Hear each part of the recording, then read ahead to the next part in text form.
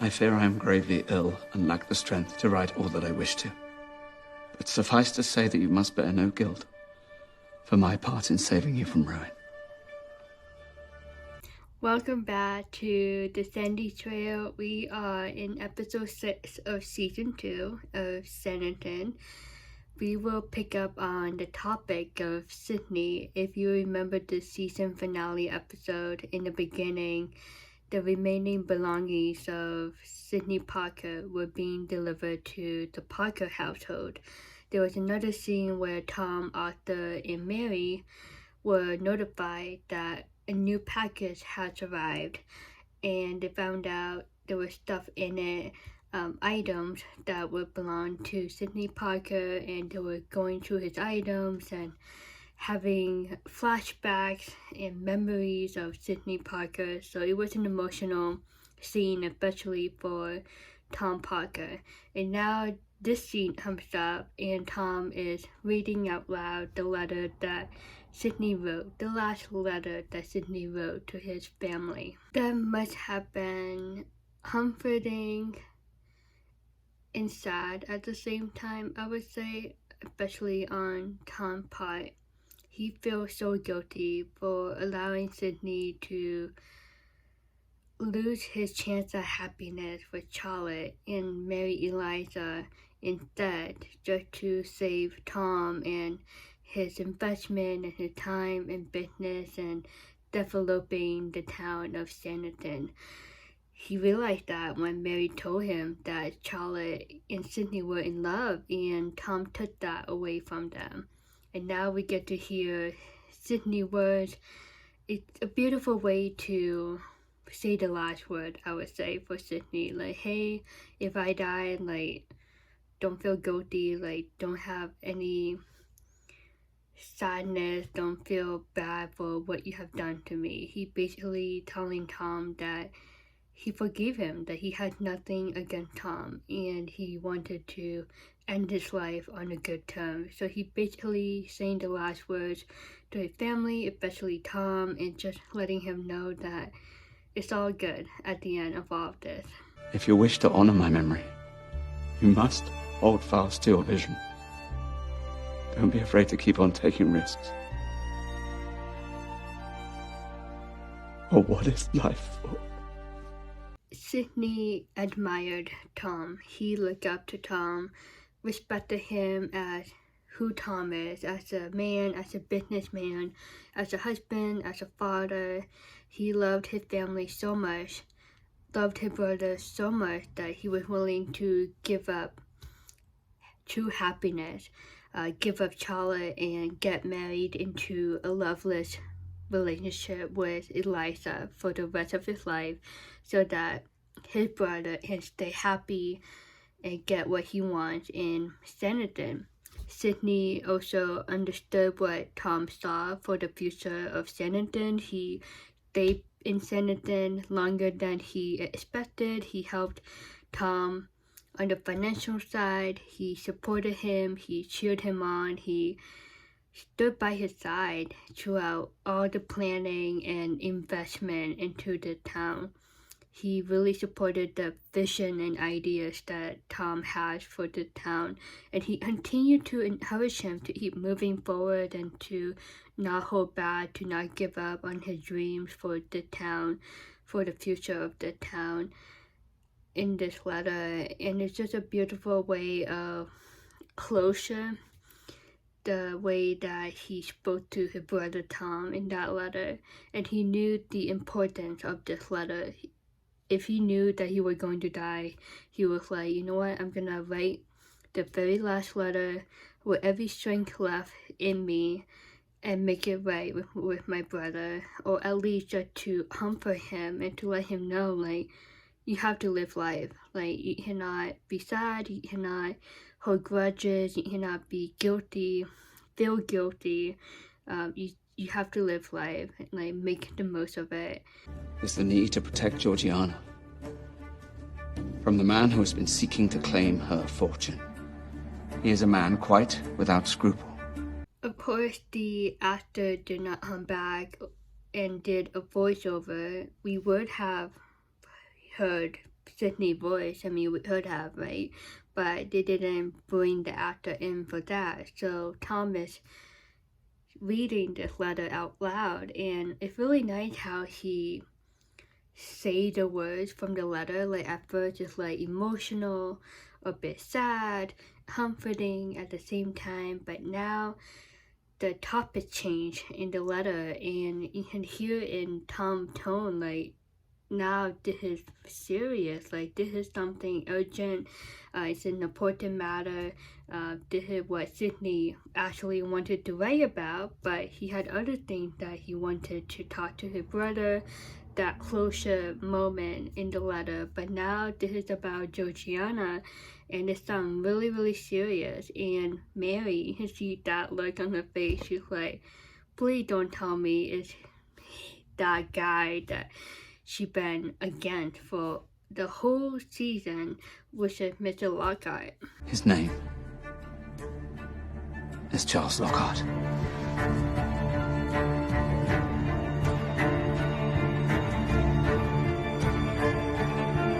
Is it really Charles Lockhart? Can it be a different Charles Lockhart? Mary, like, I knew it, my instinct was right, like, I knew it, and I knew it all along. For Arthur, I felt like he probably thinking, like, what did I do to my friend? Like, I should have known, like, why I didn't see this coming, and now Georgiana is in love with Lockhart. How are we going to separate them for good? And then that scene of Lockhart passionately kissing Georgiana without Miss Hankins knowing, this situation got escalated pretty quickly. Every last member of staff combing the estate. We've already searched every inch of the house. He kind of disappeared into thin air. Leo!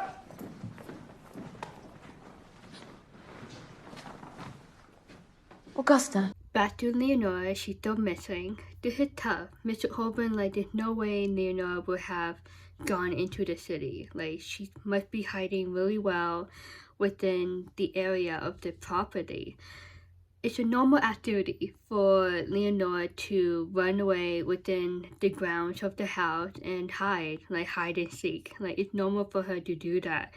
But she did it, like, with great length this time, and they don't know just yet. I gave her my word. Augusta, for God's sake. It's all right. When Mr. Holborn pressured Augusta to tell them where Leonora went, it gave me a preview. It like gave me a vibe of how Mr. Holborn and Charlotte would be like as parents if they become husband and wife and have their own kids together in the future. I felt like Mr. Holborn would be the tougher parent out of the two. Charlotte calmed him down. She's like let her speak. Let's approach this situation. Let's approach Augusta in a more nicer and calmer way. Because the way that Mr. Holborn talked to Augusta, like he was raising his voice, his tone, and it felt a bit harsh. And Charlotte, like, just take it easy. Like, give her some faith and allow her to tell the story, what she knows, where Leonora went. And Mr. Holborn didn't argue or didn't get mad at the fact that Charlotte basically hushed him down, like the way that she put her hand in front of him, like, shh, like, calm down. He didn't complain about that. And when Charlotte, like, okay, just everyone take it easy, like, relax, and Augusta felt more comfortable, more safer to tell them what really going on. She woke me up late last night. She was crying. She said she overheard you talking, something about Colonel Lennox. She's gone to speak with him. Ever since Charlotte started working for the family, she immediately picked up the relationship dynamic between Mr. Heybourne and Leonora. She saw and knew that they're not close to one another, and she even like talked to Mr. Heybourne about it. She's like, why don't you spend more time with your daughter and your niece? Like, they need you there constantly 24/7. You can't keep working every day and not spend time with them. It's kind of like neglect. Like, you don't want to neglect them and leave them in the dust. They need your guidance, your support, and your love.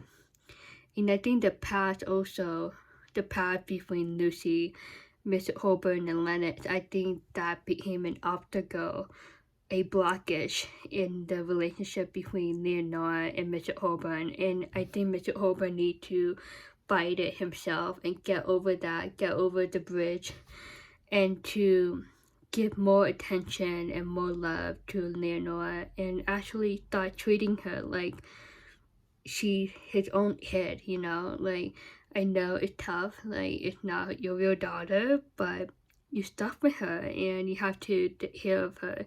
So he needs to show more of that. He needs to show more action, more love toward Leonora, and I think that will help her mentally and emotionally and physically, and it will confirm to her, like, okay, like, he is actually my real dad, because you know what, he's the one that took me under his wing and kept me fed and clothed and kept me safe in this house and allowed me to live. Like, he's the reason why Leonora is alive and that she is growing up in this nice house and being taken care of. But she doesn't understand that just yet. She is definitely in that emotional phase right now where she's like finding out the truth about her dad, and she also needs to understand that even though Lennox is her real dad, she's not really her real dad because he didn't take care of her since she was born. So Mr. Heybourne is in a tight spot right now, and he is in a hurry to find Leonora, and hopefully Leonora didn't say much to Leonard. There would definitely be an awkward situation too, because the path between Mr. Heybourne and Leonard is not the greatest. Ooh. This is the wedding breakfast.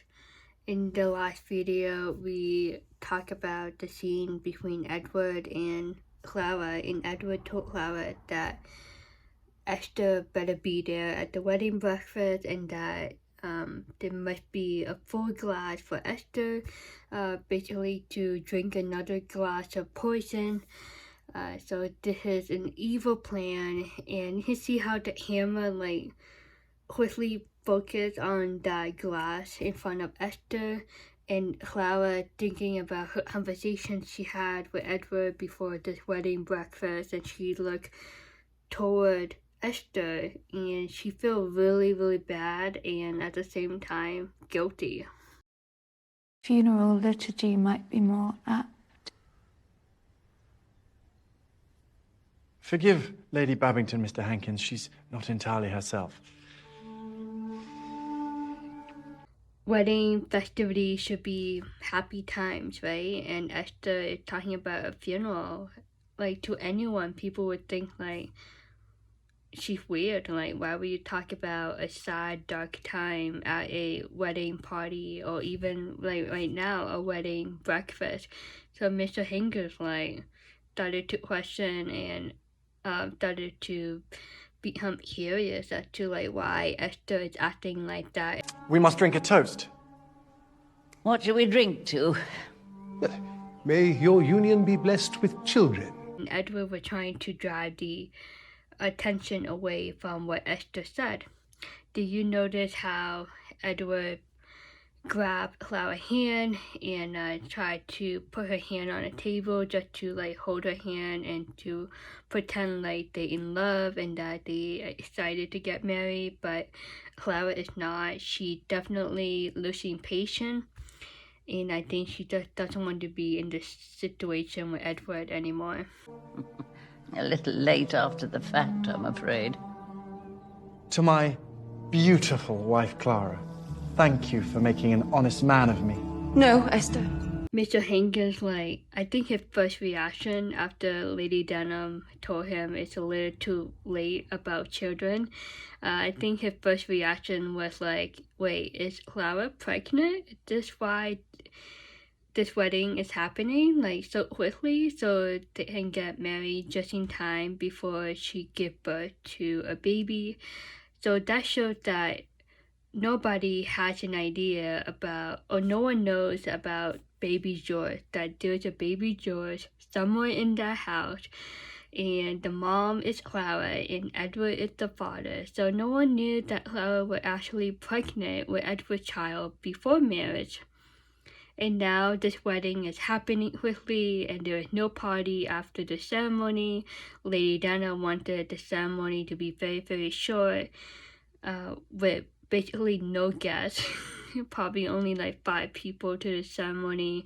And Mr. Hankins isn't a wedding supposed to be big and happy times and party afterward? And now she's like, oh, okay, now I understand why this wedding is basically secretive. No one is invited, because Clara might be pregnant, but he doesn't know that the baby is already born.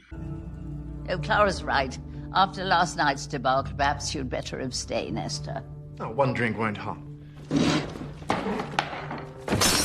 What a choice of words when Edward said he thanked Clara for making him an honest man, and I'm like, you're such a liar. But finally, the curtains opened, and Clara finally gave in and started to take some action and started to tell the truth. And Edward still tried to convince Esther to drink that glass in front of her because it was already with poison. And it just showed that Edward is very ruthless and he really doesn't care for the well-being of his sister. And Lady Denham had no idea, and she's like, you shouldn't drink because of your situation and you've been drinking so much. So that was a good thing she said that, but she didn't realize that if there's more to the story. And Clara did the second stop by smashing the glass to the floor. Dramatic, but hey, that gets attention from everyone else. Will you admit the truth, Edward? Or shall I? That's how you do it, girl. Edward, I think he's shocked, but at the same time, I know how he is. He will get mad very quickly. He is getting heated, and he is not liking this situation. This is basically overturning his plans and getting his name or his son's name on the will of Lady Denham. Clara, I'd rather have Clara tell the truth than Edward. I would be very surprised though if Edward still tried to lie after this dramatic event that just happened. But we'll see. But it's good that Clara finally revealed the truth. In a way. Well, not entirely, but it's the start of the truth.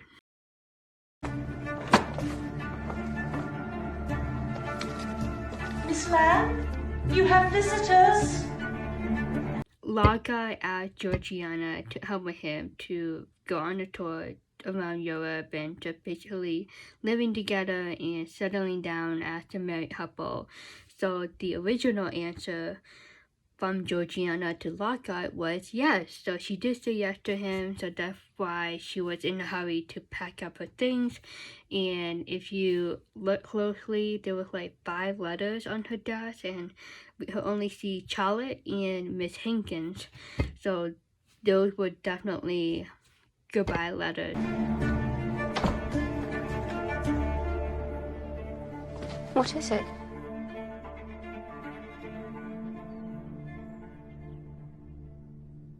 Georgiana had a sense that this was about Lockhart, so either they found out their escape plan, or then found something about Lockhart that would be against Georgiana's desires and wishes. If she does find out that Lockhart hasn't been honest to her and that there was a plan that he had all along to destroy her, to steal her fortune, take advantage of her, it would definitely break her heart. So this is tough. Lockhart seemed like a great guy. Like, they seem to have connected on a deep level, and they seem to fall in love with each other. Did I think that Lockhart wasn't trustworthy, that he had something behind the scene? I didn't think of that, honestly. I thought, like, hey, like, the guy seemed decent. But at the same time, though, if you, like, think hard about it, like, he came out of nowhere. Like, he suddenly came into Sanditon. He's an artist, so he had been traveling, and out of the blue, he arrived to Sanditon, and, like, what he here for, you know, other than passing through town. He set out to convince you were insane. He took your deepest vulnerabilities and he exploited them. This is a huge moment, and finally, not only Esther finding out the truth, Lady Denham too. Oh, Lady Denham would be very, very upset at Edward once again. To my eternal shame, I have not only remained silent, but I have aided him in his cruelty. This is preposterous. You cannot believe her. He tried to deny it. He tried to make Clara look like the bad guy. He tried to make himself look not guilty and that she's just creating false stories. Like, he's not giving up on his fake story and trying to win this game that he's playing against Esther. I told myself it was for the sake of our son, that you stood in the way of his inheritance. In Lady Denham, I think she would rather trust the girls over Edward, especially after what happened in season 1, how Lady Denham told him, like, get out of Sanditon, like, don't be here, you don't belong here. And now he came back in season 2 in this situation. So Lady Denham, like, not gonna trust Edward, not that easy. Like, after all the drama involved with him and this family, Lady Denham is going to trust Clara on this one. We have stolen every letter that Babington has sent you. We have led you to doubt the evidence of your own eyes. That hurt Esther the most when Clara mentioned about the stolen letters that Babington wrote to his wife, Esther. She started to have a feeling of a broken heart in season 2 after she stopped receiving the letters from her husband, Babington. She started to question, started to wonder, like, did he leave me? Did he abandon me? Like, he doesn't love me anymore because of what happened with their stillborn daughter. Her mind started to go crazy, and she's thinking, like, is this me? Is this the natural me of going crazy, or is this something else that I don't know? And Clara revealing about the letters to Esther, like, even though that upset her, at the same time that comforted her because she thought that it was her fault that her husband stopped writing letters to her, which he didn't. Like, he kept writing letters to her. He still loved her and he still wanted to hear from her, and she still wanted to write to him and still want to hear from him too, and vice versa. So it's like a mix of comfort knowing that her husband still loves her, but at the same time it's upset her very much because it made her mind go crazy, and it made her really sad that she stopped receiving letters from her husband, and also the fact that her own half-brother would do that to her. It's just very cruel. And Dr. Fuchs's tincture.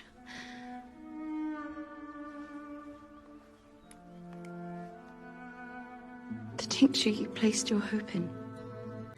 If Edward had to confess. I don't think he would. I think he would have kept lying or run away. He's not an honest man. He's not trustworthy. He's really not. And here we are listening to Clara telling Esther everything that has happened, and every plan that Edward had against Esther, and everything that Clara was involved in. She being very honest, and I wish we can have Edward, I don't know what you call that, the test that the detective, the police, put on someone, just a lie detector test. I wish they had that back in those days, because Edward will fail that test. We were placed with this. Laudanum. Can't you see what she's doing with these lies? She's trying to turn us against each other. You asked for forgiveness and I gave it. Lady Denham looked up to Edward. It was the moment when Lady Denham realized that this is much more serious than what she expected. And she's looking at Edward like, are you serious? Like, you would do this to your sister. You basically took her chances away to be happy again, to get pregnant again, and to have a child with Lord Babington. You ruined her mind, you ruined her body, and now he basically delaying her chances to be pregnant again. Like, now her mind and her body is not the best right now, and now it's kind of like they have to start all over again just to get her back to a good, healthy standing, and then get back to that medication to help her get pregnant, and then to keep her pregnant for the 9 months and to be able to give birth to a healthy baby. So Edward basically delaying that journey to motherhood for her, and destroying her body and destroying her mind. She is definitely not herself, Esther. And Lady Denham just looking at Edward with shame, like disgust, like, you are really evil and he doesn't deserve to be in this family. You asked for shelter and I gave it. I chose to believe your remorse was genuine. More fool me. You're despicable, the pair of you. So she is mad at both Clara and Edward, but if I were Lady Denham, I would definitely be more mad to Edward. But I understand where Lady Denham is coming from, because Clara showed up to the house unexpectedly with a baby bomb, and Lady Denham had the love, like the aunt love, to take Clara under her wings and to give her a home and comfort, a home for the baby too, and allow Clara to stay in the house and give birth and have a place to live in. So Lady Denham felt betrayed too, like, you took advantage of me and my money and my property, my house, my home, her wealth, and like they took advantage of her with this situation and baby George. And now this is Esther's situation, and Lady Denham, like, if I didn't allow you to come back into the house or even come back to the town, we wouldn't have got into this situation, and Esther would have been just fine and be on the way to become a mom again. I can think of no punishment severe enough. No, Aunt. Clara deserves no punishment.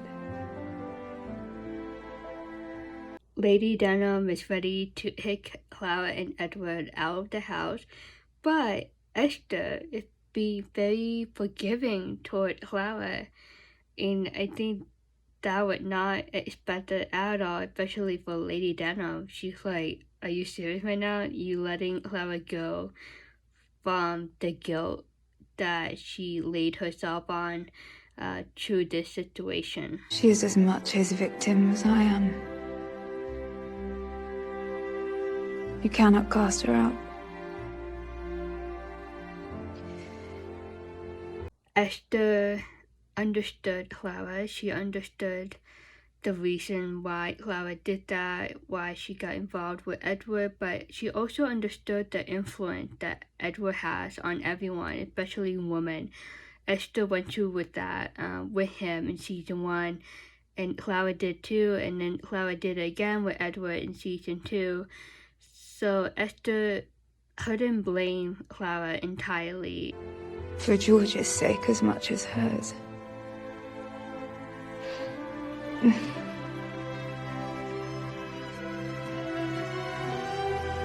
And she also mentioned about baby George, like, we can't kick Clara out, like, she's a new mom and she has a baby.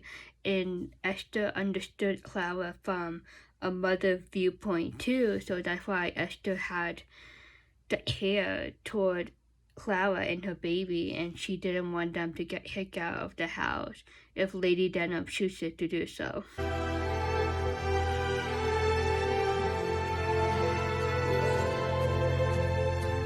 It touched Clara's heart because it troubled Clara so much since the beginning, especially when she found out that Edward had been doing all of this to attack and hurt Esther and destroy her health and destroy her marriage with Lord Babington.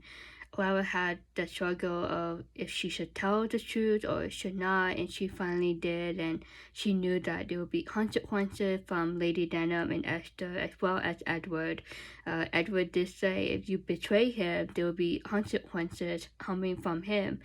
So Clara knew the fight that she had to go through when she did tell the truth, but this is something that Clara didn't wish for. She didn't expect to hear from Esther forgiving her on the spot and just allowing Clara just to let it go and move on. So it's very touching for Clara to hear Esther saying this to her. Esther went through a lot, and I think the heavy burdens, the emotional builds up that she carried over to season 2, and this moment, it finally took hold of her, and she started to cry, she started to be emotional and releasing all her emotion and forgiving Clara right there on the spot. Yeah, it's definitely an emotional moment for Esther and Clara too, and they hugging each other and showing support to one another. It's just a beautiful moment of sisterhood, woman supporting another woman, fighting for each other against Edward. Edward is still the bad guy once again, and Edward is definitely mad that his plans now all failed. I do not have parents. My mother is dead. I'm sorry to hear that. It was not long after I was born. I never knew her. But you did. If you remember the episode, they talk about army stuff, and the serious questions did not happen until now when they started talking about her parents.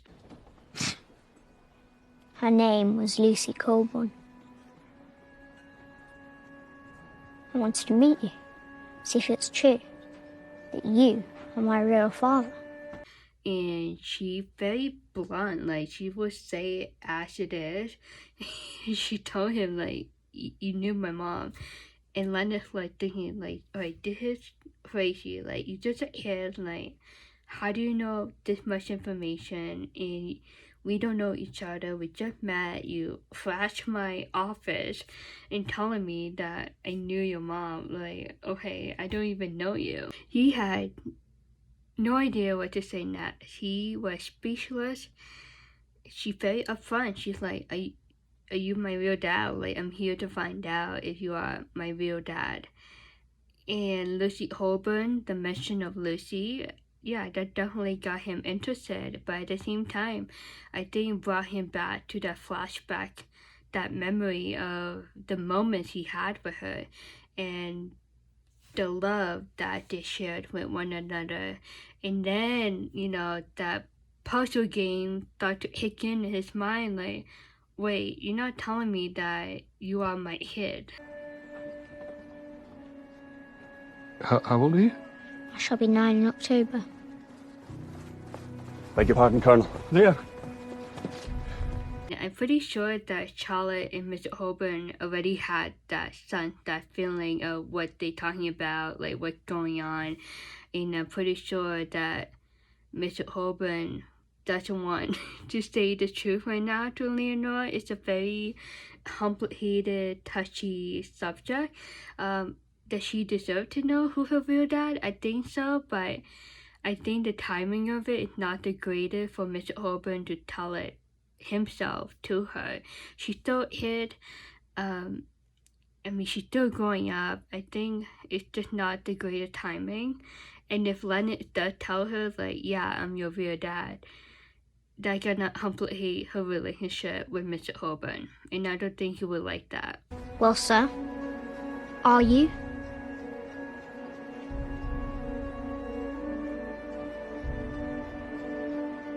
Leonard's like looking at Mr. Heybourne like, I did not sign up for this. Like, what is happening? Leonora, her focus stayed on Leonard. She wanted the answer right away. She wanted the truth, yes or no, straightforward. No. No, I'm not. That man is your father. That was very, very nice of Leonard to do that. He could have said yes, but that would have complicated things within the group. That would have been awkward if Leonard told Leonora that he is the dad, not Mr. Heybourne. But when Leonard said Mr. Heybourne is the father, it basically gave Mr. Heybourne a second chance at parenthood and to make it right with Leonora and to spend more time with Leonora and to be there for her and support her and spend more quality time with Leonora.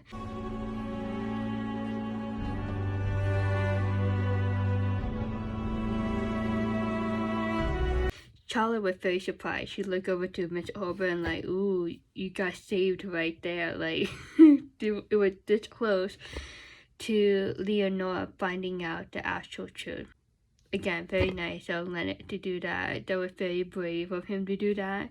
It's hard because you just found out that you have a daughter that you didn't know about and that she was being taken care of by a different man that you are enemy with, right? So that's a tough connection, you know, like, oh my goodness, like, not only did Mr. Heybourne and Leonard had a bad past together because of Lucy being muggy in the middle between those two guys, but now it's even more complicated between these two men, that they share a common interest, which is Leonora, and Mr. Heybourne is taking care of Leonard's daughter.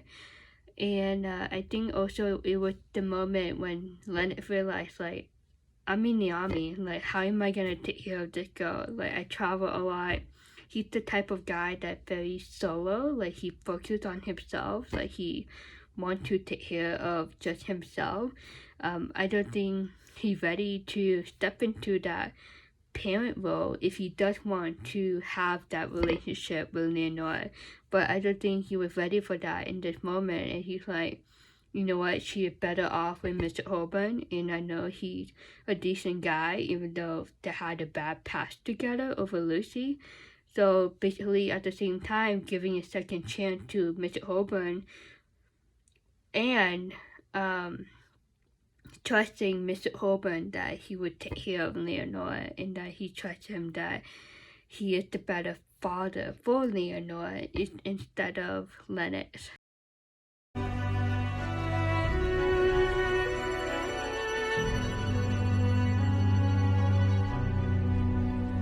They kind of look alike, right? Leonora and Leonard, the way they like look at Mr. Heybourne.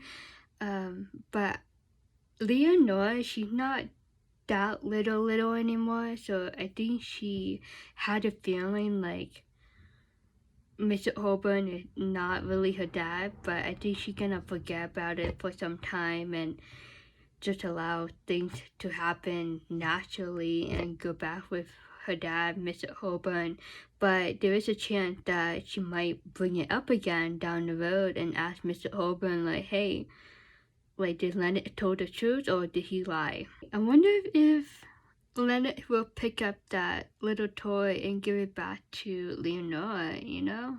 I don't know. But technically he has something to keep that will remind him of his long lost daughter.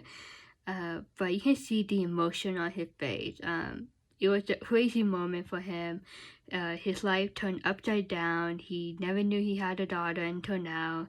And she's living with a man that is an enemy of his, technically. And a man that technically stole Charlotte away from him. So yeah, it's a tough situation for Leonard. And that was very brave of him to let Leonora go and just allow her to be with Mr. Heybourne. He wouldn't be a father right away. I mean, that takes time, that takes effort.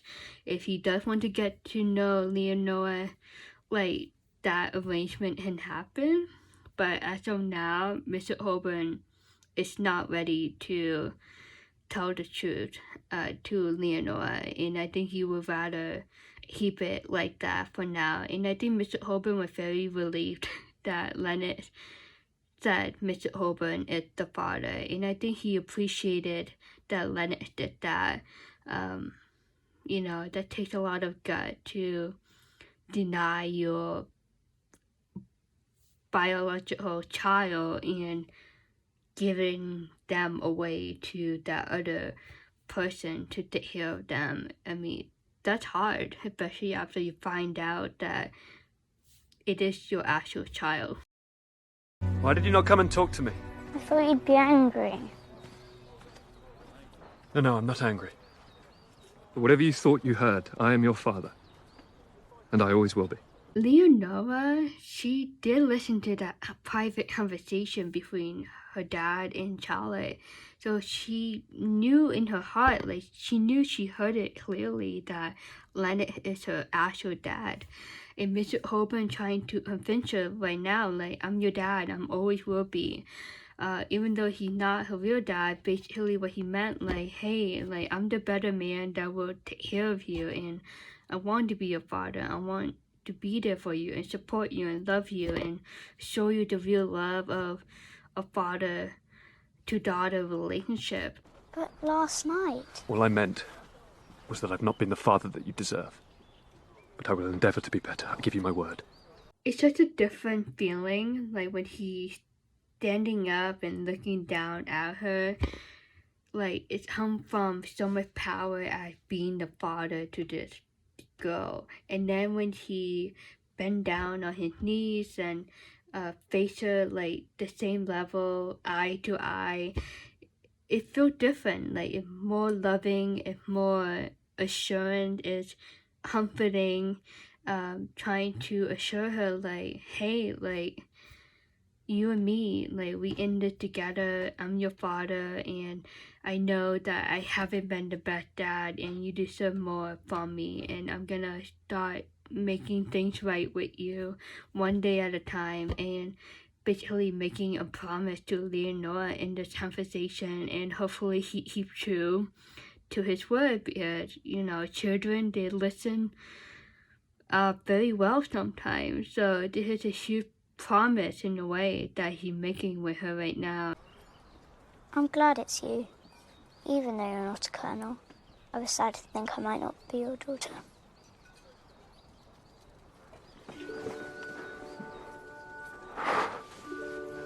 Leonora, she does have some common interests, the same common interests like her real dad Leonard. She like army stuff. She a bit of a tomboy, so she will always have that part of Leonard and that part of Lucy inside of her. But I just see the resemblance of the smile, the way that Leonora smiled at Mr. Heybourne and he smiled back at her. I'm like, yep, that's a father-daughter relationship right there. Very cute, very loving, very touching. it's heartwarming when they hug each other and they finally talk it out. For now, I mean, it's still a bit of a white line. She's still keeping a secret away from Leonora, but I guess it's for the best for her for now. Again, like I said earlier, like she heard think about Leonard down the road and she might bring it up again with Mr. Heybourne, or Leonard might come around and try to steal her or try to get to know her. You never know, right? I mean, I don't know if that's gonna happen in season 3, but it's a possibility. However, I was just thinking, like, Lucy and Mr. Heybourne, like, Mr. Heybourne failed his marriage with Lucy. Like, he wasn't the best husband. He didn't love her as much as he should have. He should have kept his eyes on her. He should have stayed with her. He should have gone to London sooner than he did. It wasn't the best marriage, and I think with Leonora being in his life right now, it's like a second chance. Like, he's not gonna make the same mistake like he did with Lucy. He's gonna make it right with Leonora right now and continue to take care of her. And Leonora will forever be a reminder to Mr. Heybourne because she is half Lucy and half Leonard. And I think that's a mind battle that Mr. Heybourne needs to get over with. Just like, do not see her as a child of Leonard. See her as your own daughter and raise her, continue to raise her into the best woman that she deserves to be. Will you take her home? I need the last word with the Colonel. Of course. Charlotte was very touched by this moment as well. She was definitely drawn into the love that Mr. Heybourne had for his daughter. He wanted to talk to the Colonel one more time, so that would be a very interesting conversation. Thank you.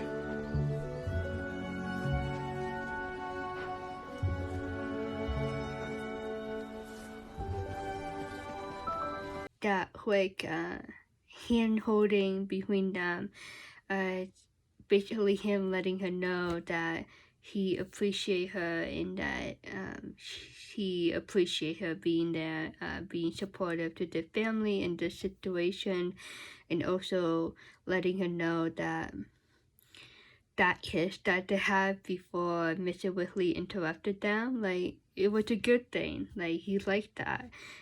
Basically a signal to Charlotte, like, let's continue this relationship, this new relationship that they are on. Shall we ask if her sister has left yet? I've said my farewell. I have always looked up to you, Fraser. For the first time in your life, you are acting like a coward. Usually there's a brotherhood, like, guys usually don't date the same girl, like, you know, you don't want to cross that line, but in this situation, Harder gave the approval. Like, he's very cool with the idea of Fraser being together with Allison as a couple. And it's funny how he said, like, you know, you're not making the big move, like, you being Howard, like, what are you waiting for? Like, you should chase after Allison. And Fraser seemed to be like the better man in being honest, and I mean, he seemed like that man that he will, you know, say the word, but he's not saying the word. And Harder, like, why are you not telling her your real feeling for her? Like, you're losing your chance. Like, you gotta make it happen with her.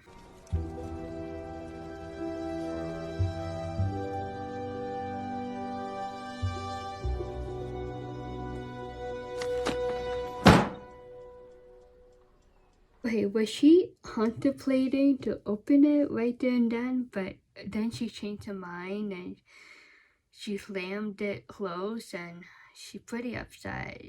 She didn't like how that conversation went with Fraser that last conversation, that goodbye conversation.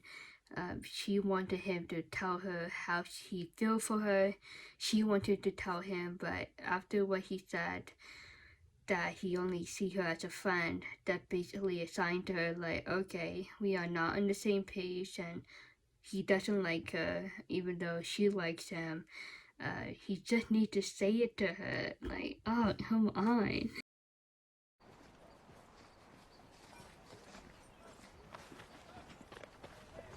Came to thank you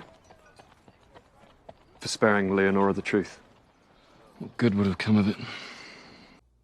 For this part, Mr. Heybourne is like, does not think about the past. He's like, you know what, let's make it clean slate and thank Leonard for what he did and just keep it on a positive note. I only hope you take better care of her than you did of her mother. Whatever you told Miss Hayward. I remember the state Lucy was in when I first met her.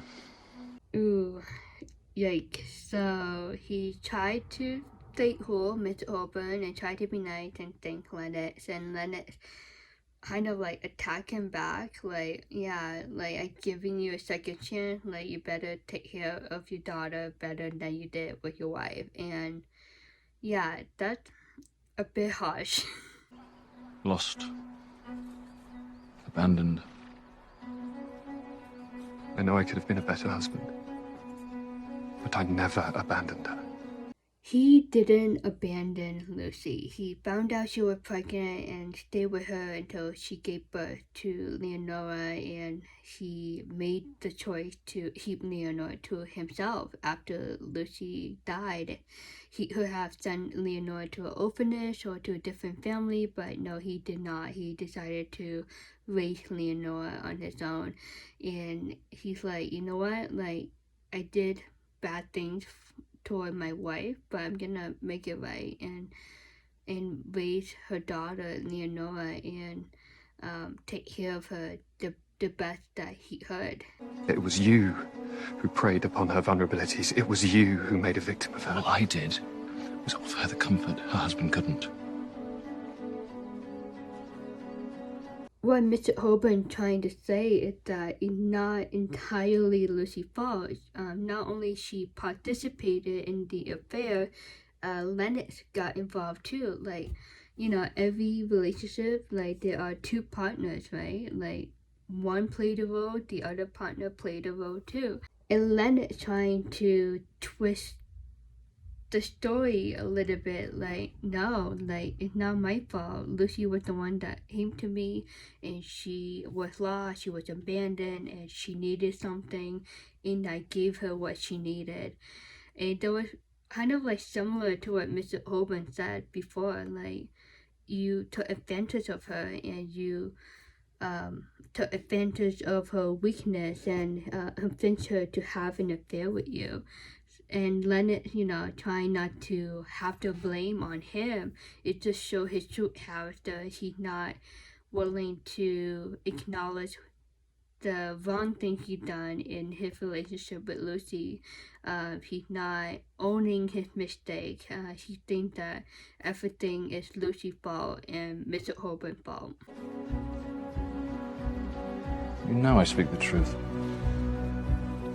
Miss Hayward's plainly in love with you. Can you trust yourself not to fail her as you failed Lucy? When Leonard told Mr. Heybourne, like, oh, you're not gonna make the same mistake with Charlotte like you did with Lucy, right?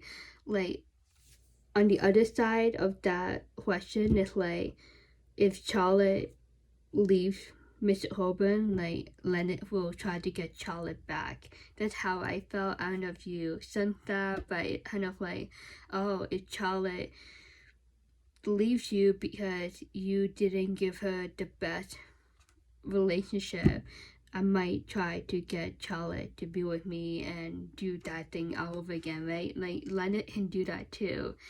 Leonard can make the same mistake too. He can take any woman that is married or in a relationship and steal them and have an affair with. Like, he can do that again. So it's not fair that he is putting Mr. Heybourne in the spotlight, trying to ruin him, trying to discourage him, trying to make him feel bad that he's gonna make the same mistake when Leonard had make the same mistake too. He can have another affair with a different married woman, like from a random city. Like, he can do that too. So it's just not fair that Leonard is attacking Mr. Heybourne in this way, when, you know, it could be the other way around too. And Mr. Heybourne just like speechless and struck by what Leonard said to him.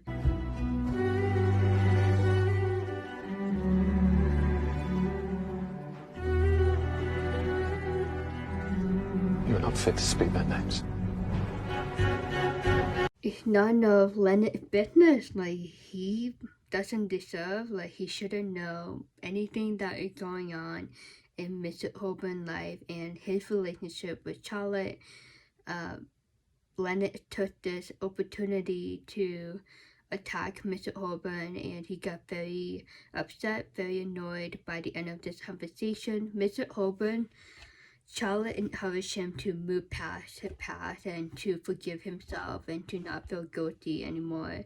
And he's like, okay, like, let me start fresh with Leonard and let me thank him for what he did for Leonora. And he did. And he just wanted to have a mutual conversation, a decent, nice conversation with Leonard. But no, Leonard, he bringing up the past and attacking him and taking advantage of this conversation to basically make Mr. Heybourne look like the bad guy all over again. And it's discouraging. Like, Mr. Heybourne didn't want to hear any of that, what Leonard had to say. So it just showed that Leonard is not moving forward. He's still stuck in the past, and that's his problem. If you want to feel like that, if you want to stay in the past and not forgive the situation and forgive himself and move forward, that's his choice. But Mr. Heybourne, hopefully he forgive himself and forgive Leonard and forgive Lucy and move forward with his daughter and his niece and Charlotte and look forward to that brighter future.